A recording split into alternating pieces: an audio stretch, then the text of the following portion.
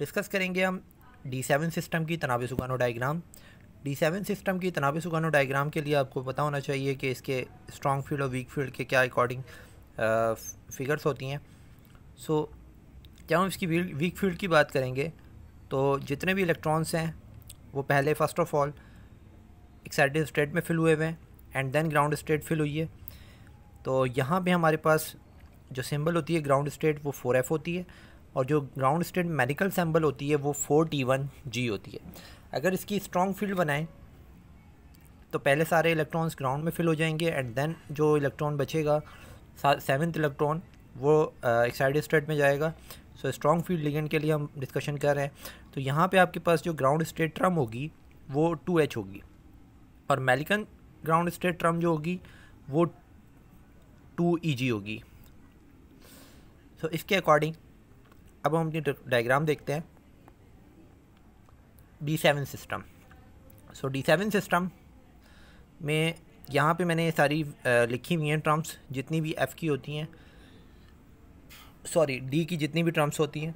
तो D की आपके पास जो टर्म सिंबल्स जो होते हैं वो 4F, P, H, G, F, D, P ये सारे होते हैं, जिसमें से आपका जो ग्राउंड स्टेट है वो यही होगा 4F। और हम प्रीवियस डायग्राम से भी देखते आ रहे हैं कि जो ग्राउंड स्टेट है वो वीक फील्ड के लिए ग्राउंड स्टेट ही रहता है। बट जब स्ट्रॉन्ग फील्ड की डिस्कशन करते हैं तो यहाँ पे आपका जो टर्म है वो चेंज हो जाती है। वो टर्म 4P मल्टीप्लिसिटी के अकॉर्डिंग नहीं होती, उसके दूसरे रूल्स होते हैं। जो यहाँ पे हमारे पास जो टर्म आ रही है वो आ रही है 2H। तो 2H यहाँ पे वर्किंग करेगी किसके लिए? स्ट्रॉन्ग फील्ड के लिए। अब हम यहाँ पे देख लेते हैं कि F किस में स्प्लिट होता है। F आपके पास 3 सिंबल्स में स्प्लिट होता है और जो आपका H है वो कितने में स्प्लिट होता है उसको भी देख लेते हैं। तो H भी आपका 3 to 4 में होता है, यहाँ पे 2T1 आ रहे हैं। सो इस तरीके से अब हम स्प्लिटिंग करते हैं। जो आपका 4F है उसका सबसे पहला जो होगा वो ग्राउंड स्टेट में आ जाएगा, जो कि जिसकी ग्राउंड स्टेट क्या है? T1G है।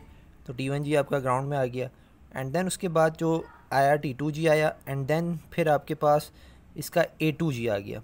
ठीक है, सो ये आपके पास ये तीनों आ गए। ये स्ट्रॉन्ग फील्ड में यहाँ पे इसी तरह रहेंगे। अगर हम इसकी ट्रांजिशंस की बात करें तो एक ट्रांजिशन यहाँ कर होगी, एक ट्रांजिशन यहाँ पे और एक ट्रांजिशन आपको 4P के साथ भी मिलेगी। अब यहाँ पे 4P इन्वॉल्व हो रहा है, ये जो 4P है ये इन्वॉल्व होगा। 4P इन्वॉल्व होकर आपको ट्रांजिशन देगा। 4P क्यों इन्वॉल्व हो रहा है? क्योंकि इसकी मल्टीप्लिसिटी सेम है। सेम मल्टीप्लिसिटी वाले आपस में ट्रांजिशन अगर कर सकते हैं तो, और 4P की जो टर्म है वो भी हमने यहाँ पे लिखी हुई है T1G। ओके, सो इसके बाद अब आप देखें कि 2H क्या करेगा। 2H की वर्किंग सारी स्ट्रॉन्ग फील्ड के लिए। सो इसके पास इसका जो सबसे ग्राउंड स्टेट है वो है EG, ये हम पीछे देख चुके हैं। तो EG आपका यहाँ ग्राउंड पे आ गया। उसके बाद इसका जो नेक्स्ट टर्म है वो है T1G। तो T1G आ रहा होगा। तो T1G देख लेते हैं कहाँ आ रहा है। तो एक और टर्म आ रही है यहाँ पे T1G के नाम से। इसी तरीके से इसका T2G भी आ रहा है। इसके बाद इसका T2G आ रहा है। इसके बाद अगेन इसका T1G आ रहा है जो इसका डबल टर्म था। तो इस तरीके से ये सारे आ गए। अब यहाँ पे जो ट्रांजिशन आपको शो होंगी वो सिर्फ 2 की स्पिन मल्टीप्लिसिटी 2 की शो होंगी। तो 2 वाले यही होंगे जो डॉटेड लाइन से मैंने बनाए हैं, जिसका ग्राउंड जो है वो ये है। तो यहाँ पे भी 3 ट्रांजिशन शो होंगी इस तरीके से।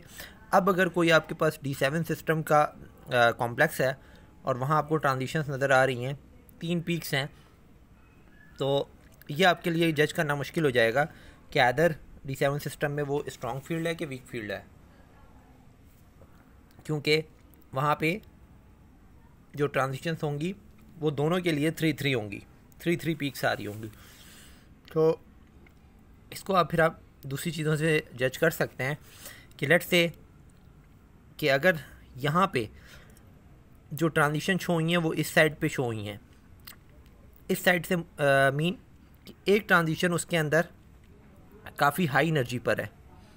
अगर इस चीज़ से आप जज कर लें, क्योंकि एक ट्रांजिशन हो रही है F से P तक, तो अगर हम इसको कुछ इस तरीके से जज करें, एक फिगर है आपके पास जिसमें इस तरह की पीक्स हैं।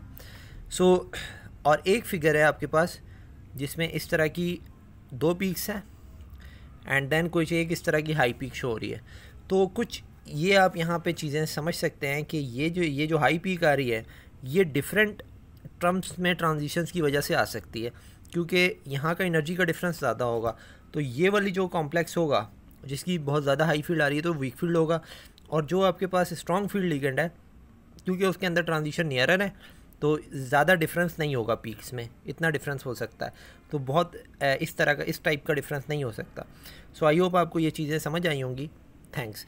इसके बाद हम कुछ प्रैक्टिकल एग्जांपल्स लेंगे जो कॉम्प्लेक्स की, और उनको डिस्कस करेंगे कि उसके हम ग्राफ्स हमें गिवन होंगे कि कॉम्प्लेक्स को किस तरह जज करते हैं।